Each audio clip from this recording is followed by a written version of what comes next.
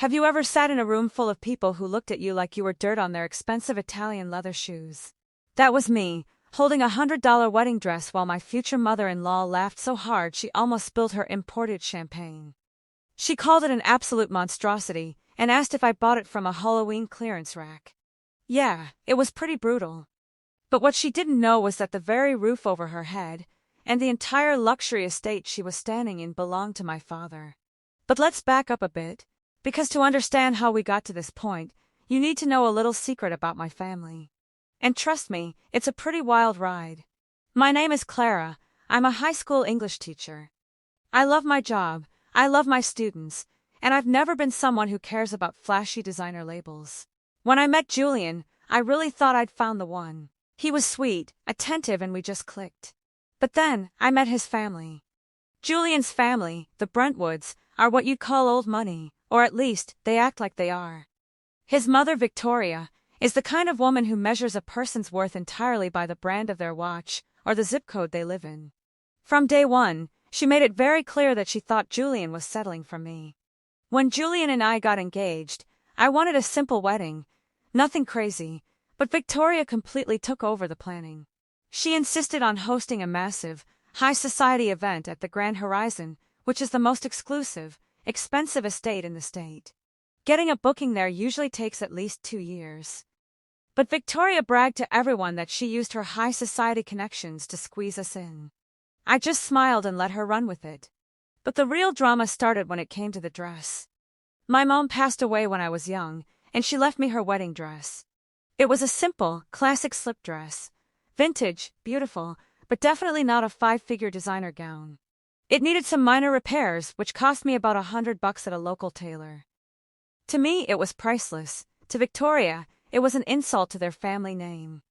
We were at the final fitting, and I decided to show Victoria and her friends the dress.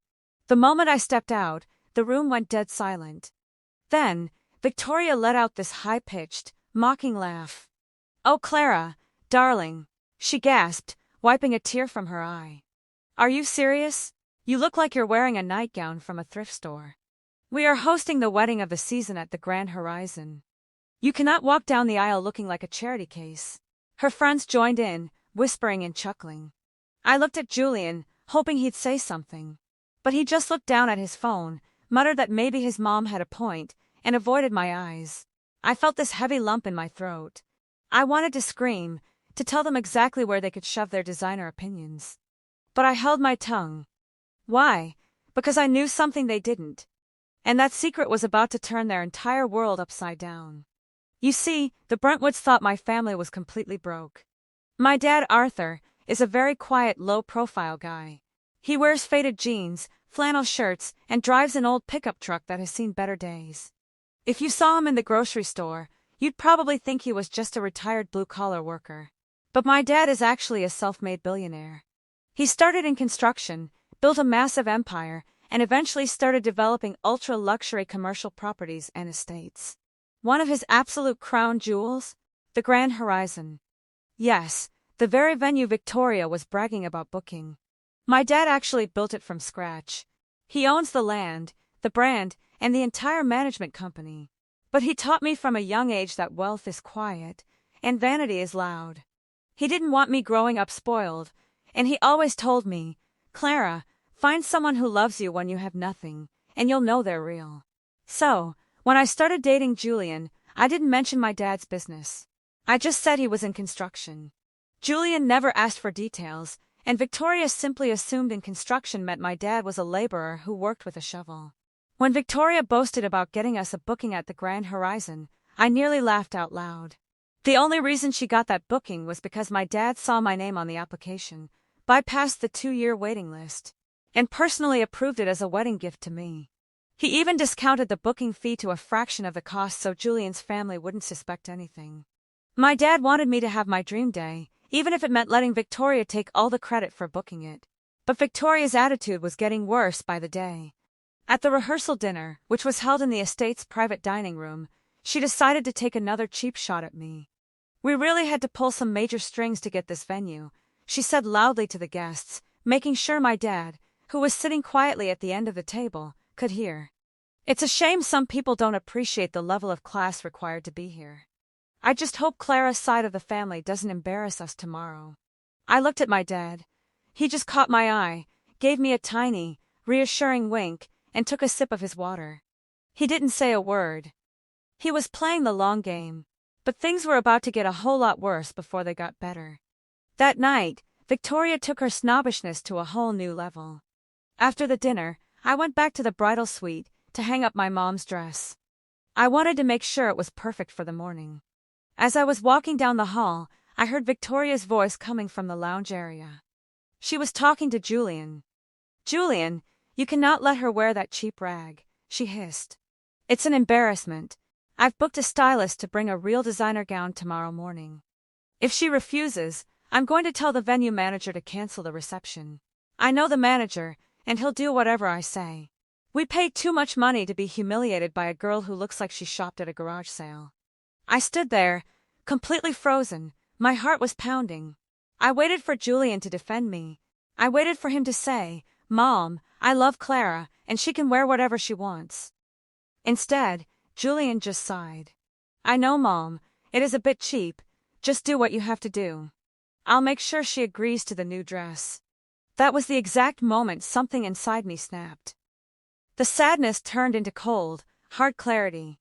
Julian didn't love me for who I was. He was just as obsessed with appearances as his mother. They didn't care about my feelings, my mother's memory, or my happiness. They only cared about their social status. I walked back to my room, sat on the edge of the bed, and called my dad. "Dad," I said, my voice shaking a little. "We need to talk about tomorrow." My dad listened quietly as I told him everything, the comments, the dress shaming, and what I had just overheard Julian say. There was a long silence on the other end of the line. When my dad spoke, his voice was calm, but it had a dangerous edge to it that I had rarely heard before. "Don't worry, sweetheart," he said softly. "You wear your mother's dress. I'll handle the rest. I think it's time we show them exactly who they're dealing with." I went to sleep that night feeling a strange sense of peace. The storm was coming, and for once, I wasn't the one who needed to hide. The next morning, the venue was bustling. I was in the bridal suite, getting my hair done, wearing my mom's beautiful simple dress. It fit me perfectly. I looked in the mirror and felt proud. Proud of where I came from, and proud of my mother's memory. Suddenly, the door burst open. It was Victoria, followed by two assistants carrying a massive, overly puffy designer gown covered in glittering crystals. "Clara, thank goodness you're up," Victoria said, not even looking at me. "Get out of that thing. Here is your real dress. The stylist is ready to redo your look." I looked her straight in the eye. "No, Victoria, I'm wearing my mother's dress." Victoria's face turned bright red. "Excuse me, you will do as you are told. Do you have any idea how much influence we have? I can have this entire event shut down right now. I know the general manager of this estate. One word from me, and your little fairy tale wedding is over." Just then, Julian walked in, looking nervous. "Clara, please, just wear the dress, don't make a scene. My mom spent a lot of money to fix this." Before I could answer, there was a knock on the door. The general manager of the Grand Horizon, a sharp-dressed man named Mr. Vance, walked in. He looked incredibly serious. "Is there a problem here, ladies?" Mr. Vance asked. Victoria immediately puffed up her chest. "Mr. Vance?" "Yes, actually, there is a major problem. This young woman is refusing to cooperate. As the primary client who booked this venue, I demand that you cancel the reception immediately unless she changes into the appropriate attire. I will not have my family's name dragged through the mud." Mr. Vance looked at Victoria, then at me, and then he did something that made Victoria's jaw drop. He bowed his head slightly toward me. "I'm sorry for the confusion, Miss Arthur, but we only take orders from the actual owner of the property." Victoria scoffed. "What are you talking about? I am the one paying for this. I booked this place." "Actually, ma'am, you didn't," a voice said from the doorway. Everyone turned around. It was my dad. But he wasn't wearing his flannel shirt and faded jeans today. He was wearing a custom-tailored Italian suit, and he looked like a man who owned the world. Mr. Vance immediately stood aside. "Good morning, Mr. Arthur. Everything is prepared as you requested."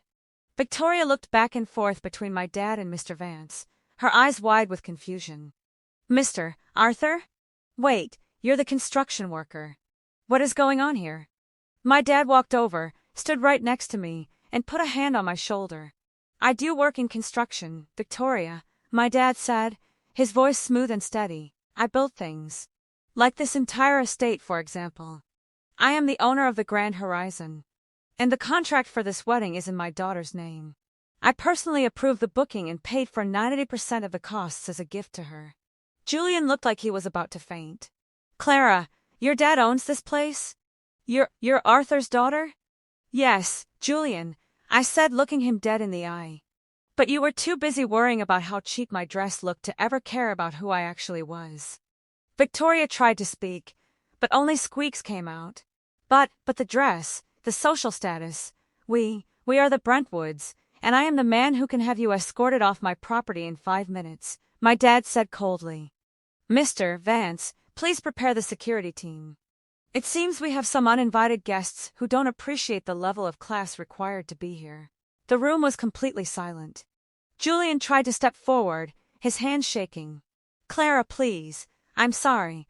I didn't know. I was just trying to please my mother. Let's just get married. We can do it your way, I swear. But looking at him, I didn't see the man I loved anymore. I saw someone who was weak, superficial, and entirely willing to let his family trample over my dignity for the sake of appearances. If he couldn't stand up for me when he thought I was poor, he didn't deserve to stand next to me now that he knew I was rich. The wedding is off, Julian, I said, taking off my engagement ring and placing it in his trembling hand. You and your mother can leave now. Victoria tried to argue, but my dad simply signaled Mr. Vance, and security politely but firmly escorted them out of the building. I won't lie to you, it wasn't easy. Breaking off a wedding on the day of the event is incredibly painful. But as I looked at myself in the mirror, wearing my mom's simple, elegant dress, I felt a massive weight lift off my shoulders. I was free. My dad took me out to the garden, and we had a beautiful lunch together with my close friends and family who actually loved me for who I was. It wasn't the wedding I planned, but it was exactly what I needed. Sometimes, people are so busy looking at the price tag that they completely miss the value of what's right in front of them. So, what do you think? Did I make the right call by calling off the wedding, or should I have given Julian another chance? Let me know in the comments below. And if you enjoyed this story, make sure to hit that like button and subscribe for more stories just like this one. Thanks for watching, and I'll see you in the next video.